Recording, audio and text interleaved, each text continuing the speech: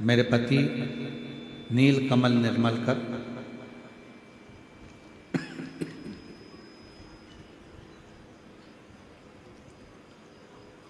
ग्राम हसदा, जिला बालोद, छत्तीसगढ़ की निवासी हूँ। मेरा मोबाइल नंबर ये है।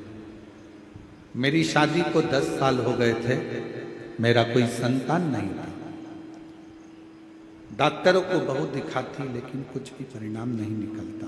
फिर मुझे मेरी दीदी ने बताया कि टीवी पर शिव महापुराण की कथा आती है। सीहोर जिले के रहने वाले पंडित प्रदीप मिश्रा जी कथा करते हैं। उसको सुनना प्रारंभ करा। परेशानियां इतनी थी, बाबा को छोड़ दी। टीवी पर आपकी कथा सुनी, उसमें कहीं बैठी हों तो एक बेलपत्र लेने के लिए आ सकती हैं। इंदिरा निर्मलकर, पति नीलकमल निर्मलकर, ग्राम हसदा, जिला बालोदा, छत्तीसगढ़।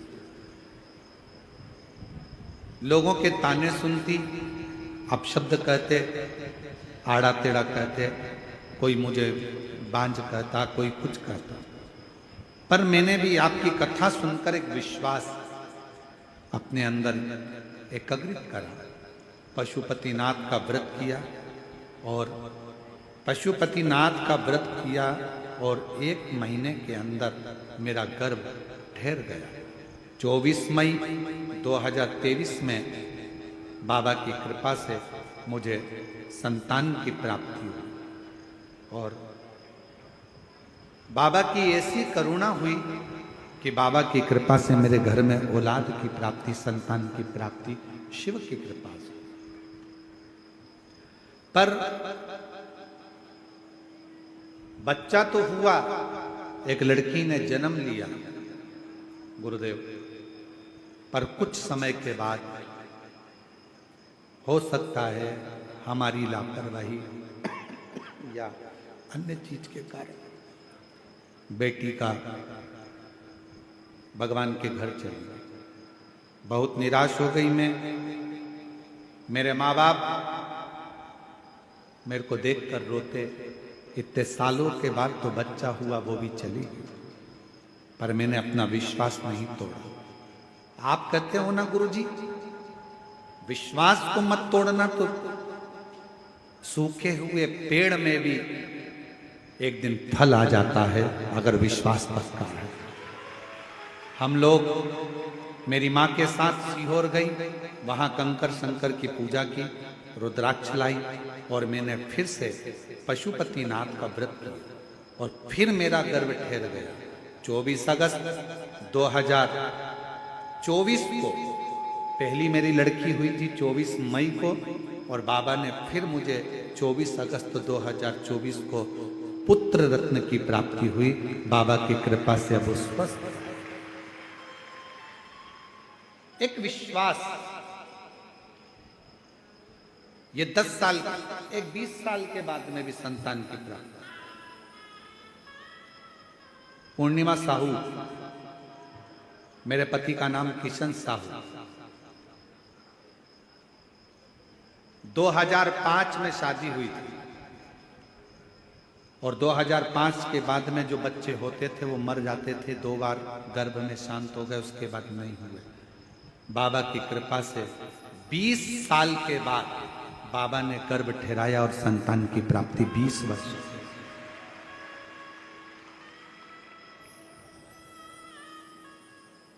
पूजन करोगे, अर्चना करोगे, साधना करोगे, भजन करोगे, कीर्तन करोगे, मंत्र जाप करोगे तो कहीं थोड़ी बहुत अड़चन तो आ सकती है। थोड़ी बहुत तकलीफें आती जाती है, कष्ट आता जाता है, पर उसमें हारना नहीं है। अपने विश्वास को टूटने नहीं देना, अपने भरोसे को टूटना नहीं चाहिए। पूर्ण भरोसा, पूर्ण भरोसा।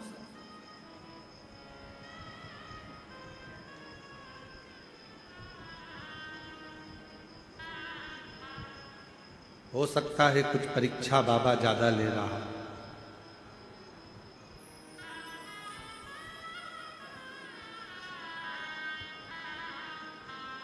जहां स्वार्थ रहता है वहां से परमात्मा दूर हट जाता है।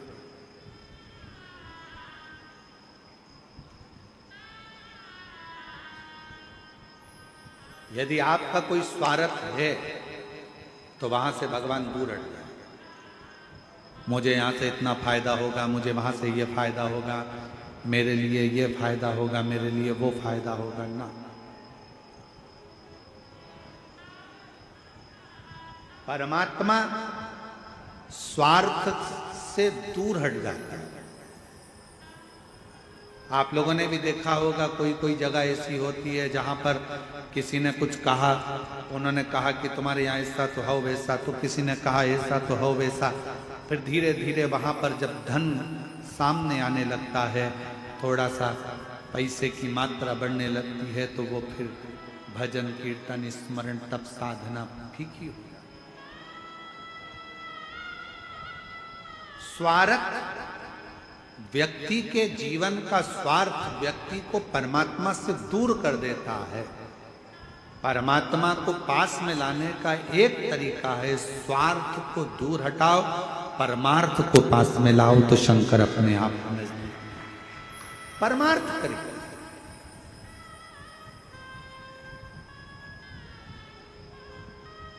जब आप बेजापुर महाराष्ट्र से 26 तारीख को कथा सुनोगे 1 बजे से 4 बजे तक, उसमें आप सुनोगे कि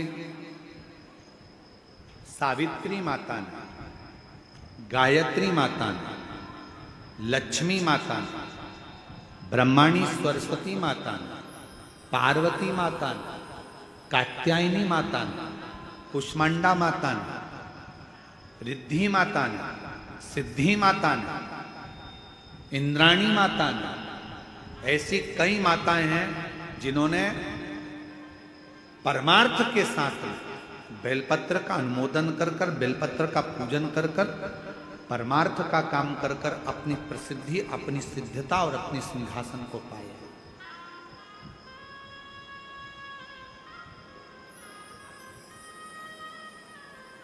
श्री गणेश जी महाराज की धर्मपत्नी रिद्धि और सिद्धि क्या ऐसे ही शंकर जी की बहू बन गई?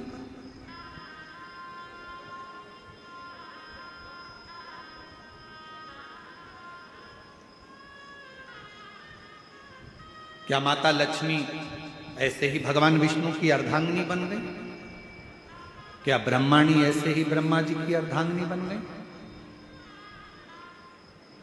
क्या पार्वती ऐसे ही शिव जी की धर्मपत्नी बन गई? ना ना, इन्होंने जो परमार्थ किया है, इन्होंने जो जनमानस का कार्य किया, पूरे जगत के उद्धार का जहां क्रम आया, तब जाकर ये अच्छे सिंहासन पर बैठी। आपको यदि कोई कुर्सी मिली, पद मिला, प्रतिष्ठा मिली, सम्मान मिल रहा है, आदर मिल रहा है, सत्कार मिल रहा है, तो समझ लेना कि तुमने पूर्व में और इस जन्म में कोई किसी का भला करते रहे होगे, तो भगवान ने आपको उच्च पद पर लाकर बिठा दिया। अब मौका दिया है परमात्मा ने कि कुर्सी, ये पद, ये प्रतिष्ठा, ये सिंहासन तुमको दिया क्यों है? कि इस पर बैठकर फिर कुछ अच्छा करना, जिससे आने वाले समय में और उच्च पद पर बैठो, फिर कुछ अच्छा करना और ऊंचाइयों तक जाओ। अपने द्वारा परमार्थ का काम, स्वार्थ का नहीं। जहां स्वार्थ आ गया, परमार्थ दूर हट जाएगा, परमात्मा दूर हट जाएगा।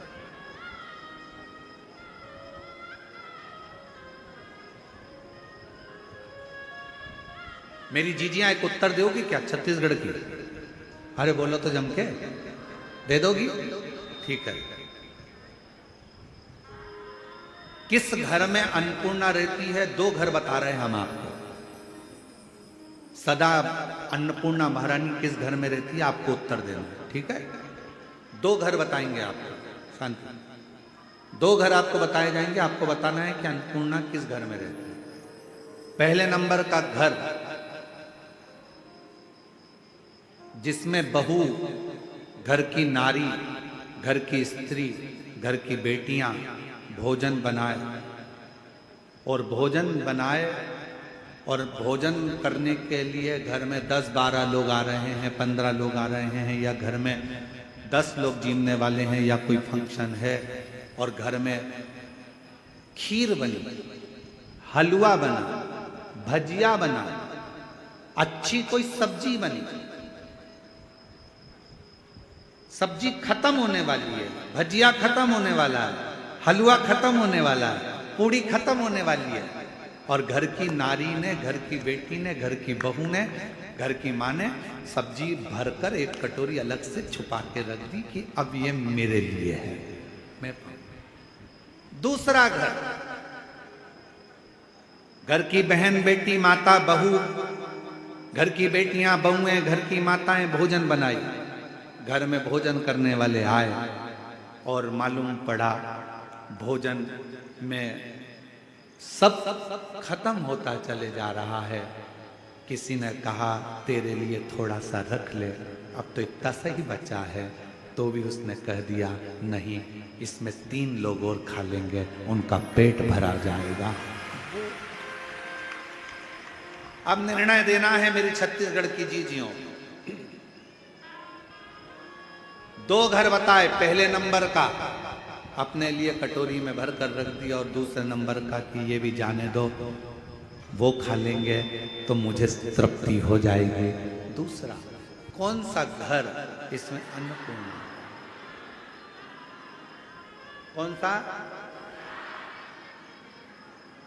दूसरा, ये खा लें, जितना मेरे लिए मत रखा, मेरे लिए मुझे नहीं बचाना, मेरे लिए मैं अलग से बाद में हो सकता है बना लूंगी, पर अभी तो जो जजमान आए हैं, दरवाजे पर आए हैं, जो भोजन करने बैठे हैं, इनका पेट भरा जाए। ये भर गया, मुझे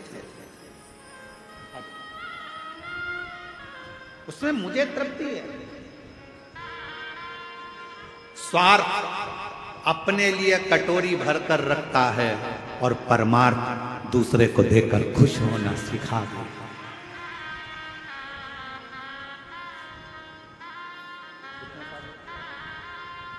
शंभो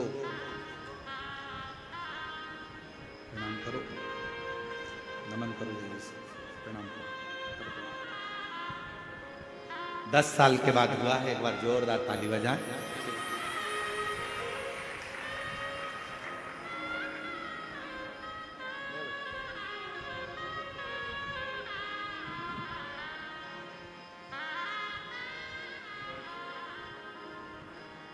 स्वार्थ और परमार्थ में यही है, ये बहुत बड़ा।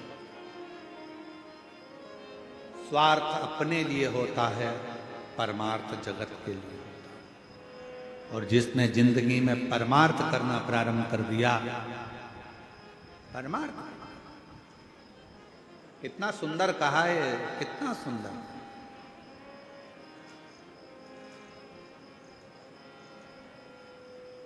शिव जी ने पार्वती से पूछा, पार्वती तुम्हें मालूम है मैंने तुमको क्यों स्वीकार करा?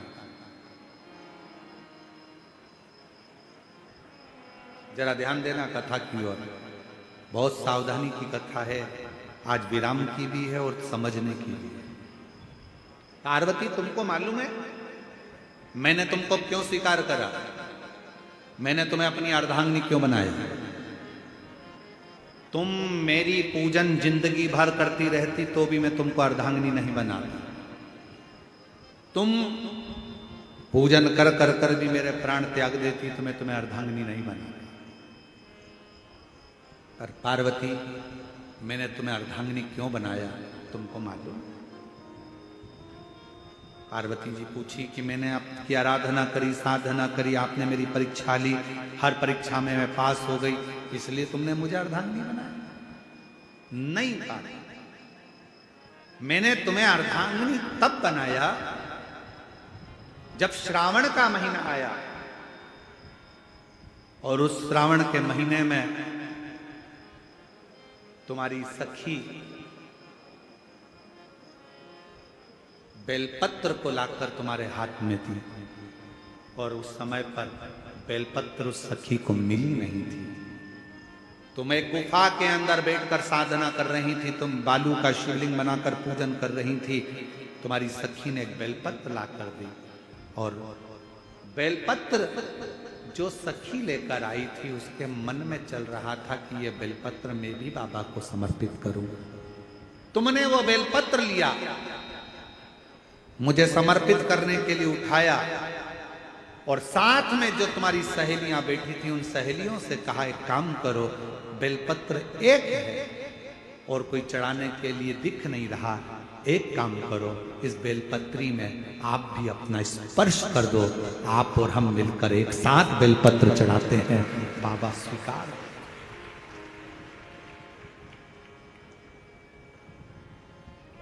मेरी जीजियों, आपको अगर मंदिर के अंदर शिवालय में पूजन करते समय आपको ऐसा लगे कि पड़ोस वाली के पास में कोई वस्तु की कमी है और उसके पास कोई सामग्री नहीं है, कोई बात नहीं, जीजी आप इसमें हाथ लगाओ, मैं चढ़ा रही हूं ना धतूरा, आप इसमें हाथ लगाओ, मैं बेलपत्र चढ़ा रही हूं ना, आप इसमें हाथ लगाओ।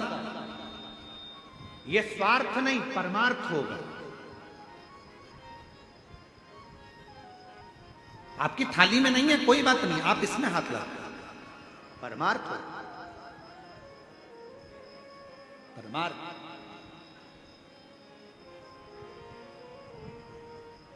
और मत बुरे कर्म कर बंदे वरना पछताएगा, भगवान की आंखों से तू बच नहीं पाएगा, तू बच नहीं पाएगा। ये परमार्थ। गाड़ी जा रही है, उस गाड़ी में आप जा रहे हो, कहाँ जा रहे हो, कहाँ निकुंज जा रहे हो, कथा हो रही है, हमारे पास गाड़ी है उसी में बैठकर जा रहे हैं। अच्छा, तुम गाड़ी में जा रहे थे, गाड़ी में 2 लोगों की जगह खाली थी, तुमने अपनी सहेली को, अपनी फ्रेंड को, अपने रिश्तेदार को फोन लगाया, देखो मैं निकुंज जा रही हूँ, सियोर वाला महाराज आया है, कथा चल रही है शिव पुराण की, और देशमुख परिवार उस कथा को करा रहा है, तुम चल रही हो क्या? एक ने मना करा, दूसरे को लगाया, गाड़ी खाली है, चल रही है क्या? दूसरे ने मना करा, तीसरे को लगाया, तू चल रही है क्या? तू चल रहा है क्या? तू चल रहा है क्या? गाड़ी में 2 जनी की जगह थी, आप चाहती तो ऐश से आराम से निकुंभ आती, घूमती फिरती, लेटती करती, पर साथ में 2 लोगों को साथ में लेकर आई हो। स्वार्थ नहीं, तुम्हारा परमार्थ था जो तुमको यहां तक लेकर। चलो।